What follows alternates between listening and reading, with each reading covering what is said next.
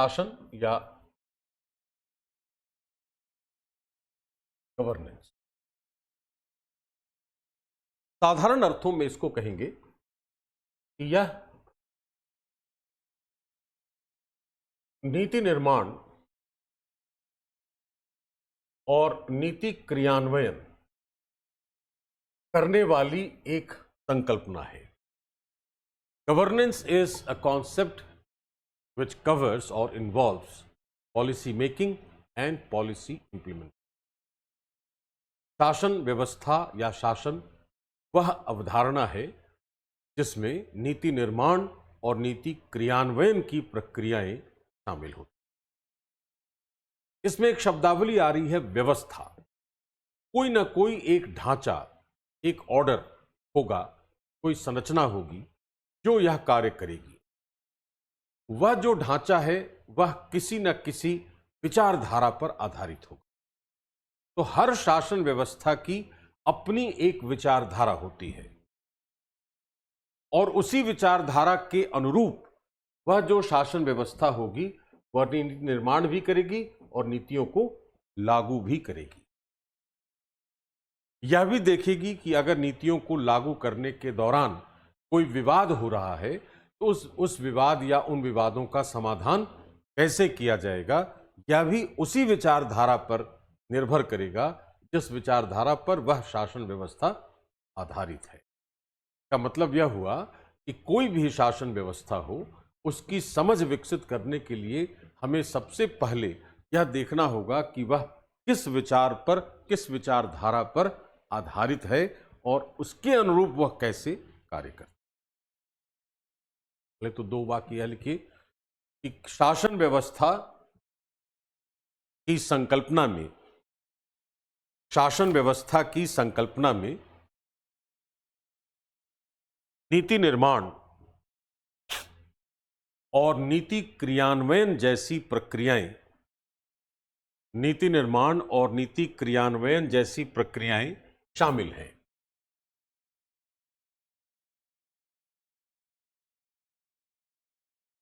इनका उद्देश्य समस्याओं के समाधान के लिए निर्णय करना है ताकि उस राज्य या राष्ट्र की अखंडता, एकता और अखंडता बनी रहे तथा जन कल्याण होता रहे, जन कल्याण होता रहे।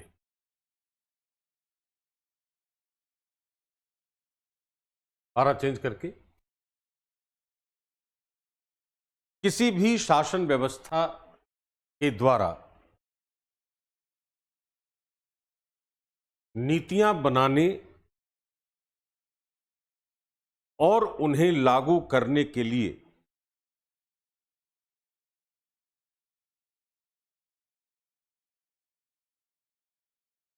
उसकी विचारधारा उत्तरदायी होती है, उसकी विचारधारा उत्तरदायी होती है। दूसरे शब्दों में, प्रत्येक शासन व्यवस्था किसी न किसी विचारधारा पर आधारित होती है, किसी न किसी विचारधारा पर आधारित होती है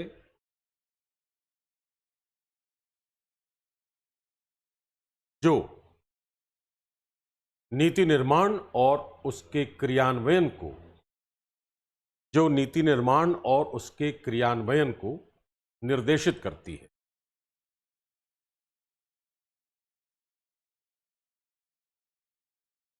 अतः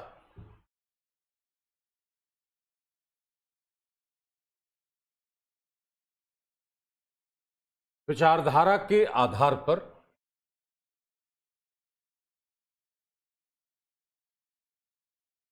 शासन व्यवस्थाओं का वर्गीकरण किया जा सकता है। विचारधारा के आधार पर शासन व्यवस्थाओं का वर्गीकरण किया जा सकता है।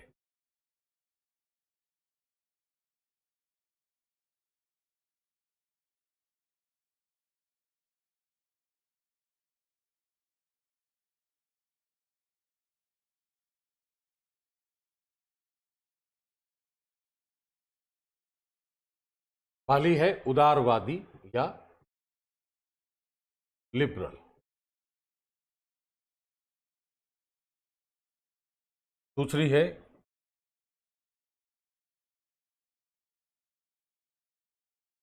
अधिनायकवादी या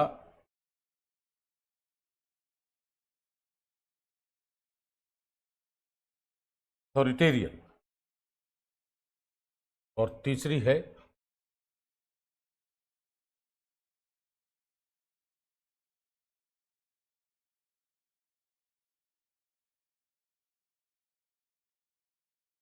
सर्वसत्तावादी या टोटलिटेरियन।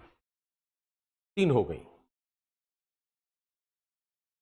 उदारवादी में क्या है? व्यक्ति की स्वतंत्रता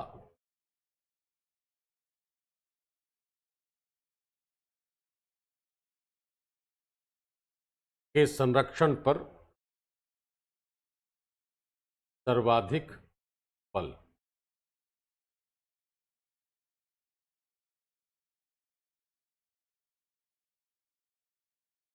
और प्रकृति इसकी कैसी होगी? लोकतांत्रिक, डेमोक्रेटिक।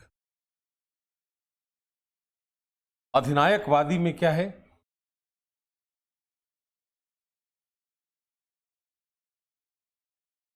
संसाधनों तथा व्यक्तियों पर राज्य का नियंत्रण, अर्थात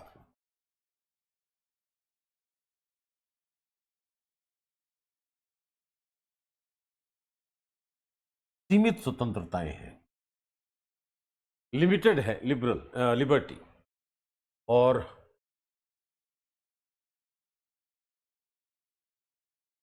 एक दलीय शासन व्यवस्थाएं इसके उदाहरण हैं, जैसे चीन है। यहां उदाहरण दे सकते हैं, जैसे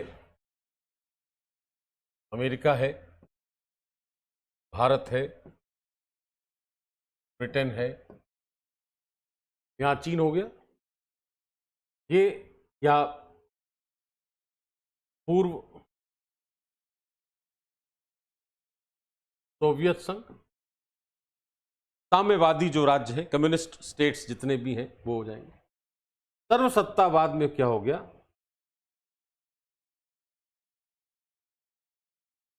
स्वतंत्रता पर पूर्ण नियंत्रण। उदाहरण हो गया तानाशाही, जैसे अभी के समय में देखेंगे तो उत्तर कोरिया है, या सैन्य शासन है, या पहले जो होता था निरपेक्ष राजतंत्र, एब्सोल्यूट मोनार्कीज। उस तरह की शासन व्यवस्थाएं सर्वसत्तावादी होती हैं, टोटलिटेरियन होती हैं। जो सीमित स्वतंत्रताएं देता है वह अधिनायकवादी है, और जो स्वतंत्रताओं को सबसे अधिक महत्व देता है वह उदारवादी है। तो विचारधारा के आधार पर तीन प्रकार की शासन व्यवस्थाओं की पहचान हम कर सकते हैं विश्व स्तर।